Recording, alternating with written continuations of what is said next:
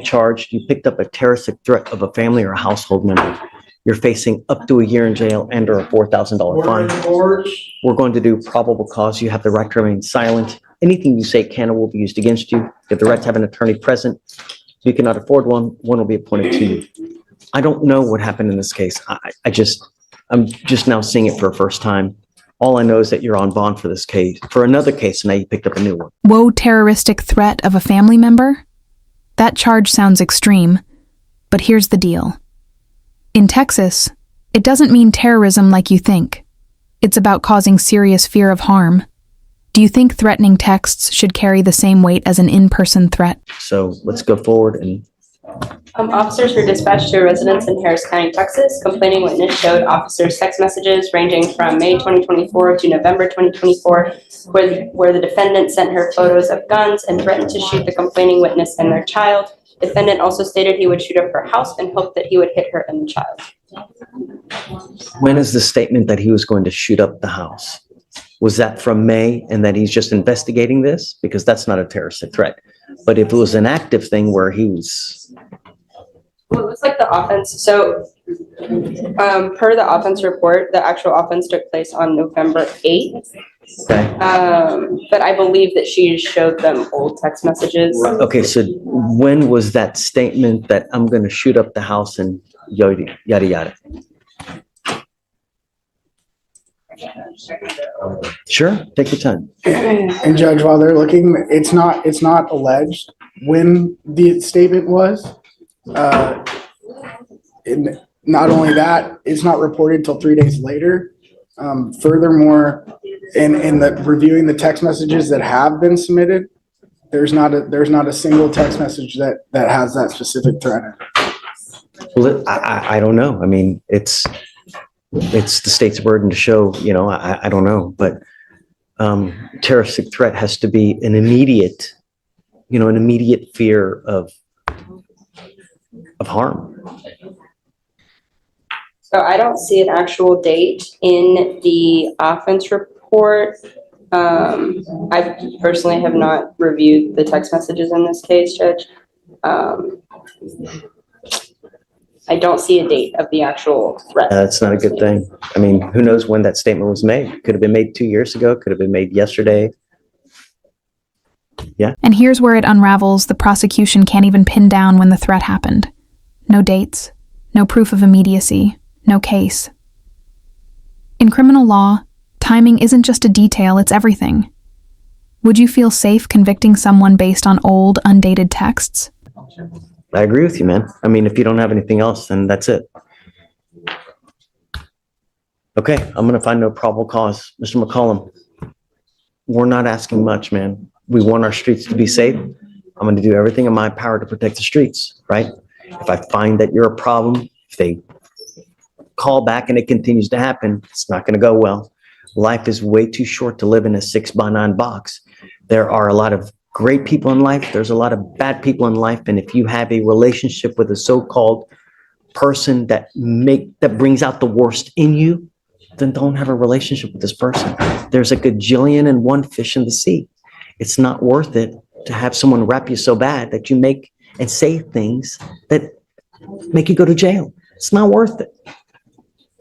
Do you understand?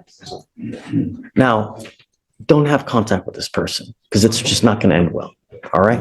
All right. So I'm going to continue bond. I'm not going to revoke your bond on this case now because I'm finding no probable cause, but just behave. It's not hard. Be nice.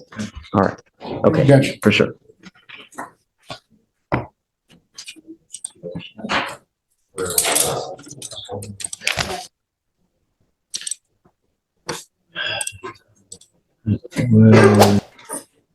I'm not going to continue to play this game with you.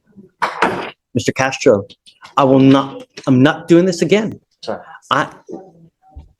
Look at me. Sorry. I have people that continue to come back over and over and over, and all they, Sorry. I want you to look at me because This is classic judge energy, turning the courtroom into a motivational seminar with a gavel. The message: the revolving door of guilty pleas ends now.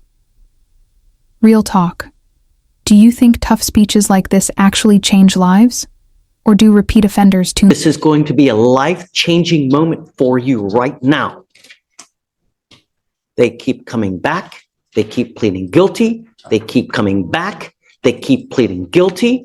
And it's a revolving door. The door stops today. Do you understand? Yes, sir. If you are unable Sir. to not pick up cases, then we are going to delve deep next time as to why it continues to happen. If that means putting you in a rehab facility, in a dual diagnosis residential facility for figuring out mentally why these things keep happening, then so be it. The door stops today. Yes, sir. Yes, sir. Do you understand, Mr. Castro? I know you well. And in the last 2 to 3 years, we're working at least.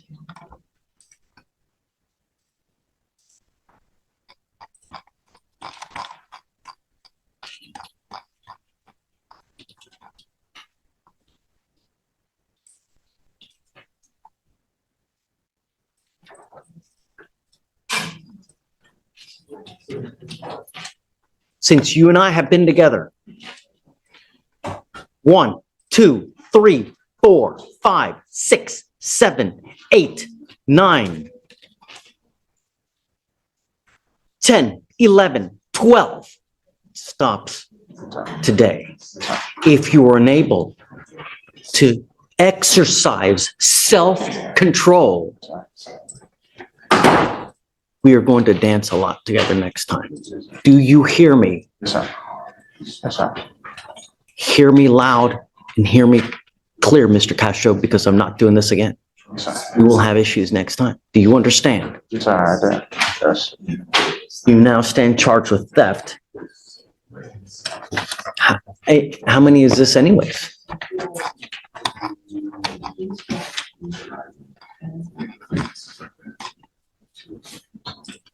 Is the next one a felony regardless? I don't believe so, Judge, I believe there's actually. a part that's Judge. You run an NCIC for me, please, Morgan. Let's take a look to see. 'Cause I want to advise him properly as to, you need to understand that every time you plead guilty to an offense, it goes on your record. Yes, sir. And when you pick up a certain type of offense consecutively and times, they can put it together and they can file a felony case on you, and you're looking at years instead of days. You now stand charged with theft. You're facing up to 6 months in jail and or a $2,000 fine. They've offered you 6 days in jail credit for the 2. Any prior thefts, Morgan? No, Judge, I'm not seeing any.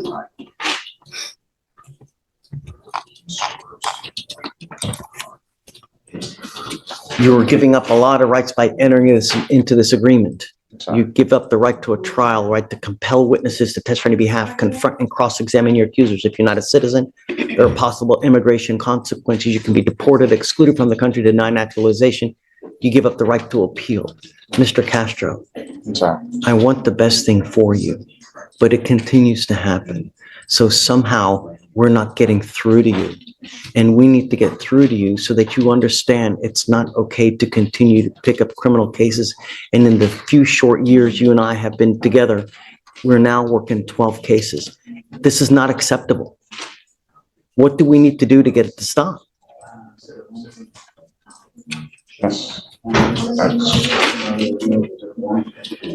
But yes, Shh. I'm completely capable of these, and because it is so highly agreeable. So I'm on top of it myself as much as I would be able to. This place, it is interestingly confusing, but yes.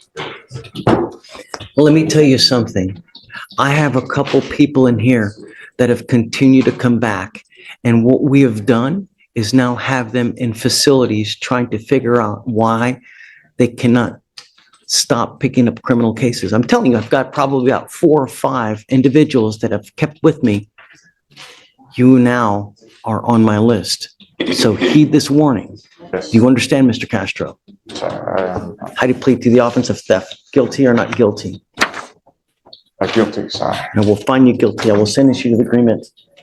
Good luck to you, sir. All right, Josh.